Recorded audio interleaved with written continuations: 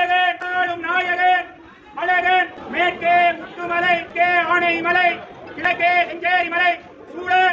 நாயகன் வேள்வியின் தாயவன் முத்தமிழ் ஆடவன் ஆதிபட்டி பிள்ளையாரி பொன்மலை வேலாயுதனாரி தாயும் தந்தையுமான அருள்தரும் சிவலோகநாயகி அம்மை உடனவர் அருள்மிகு சிவலோகநாதர் வருகிறார் வருகிறார் வருகிறார்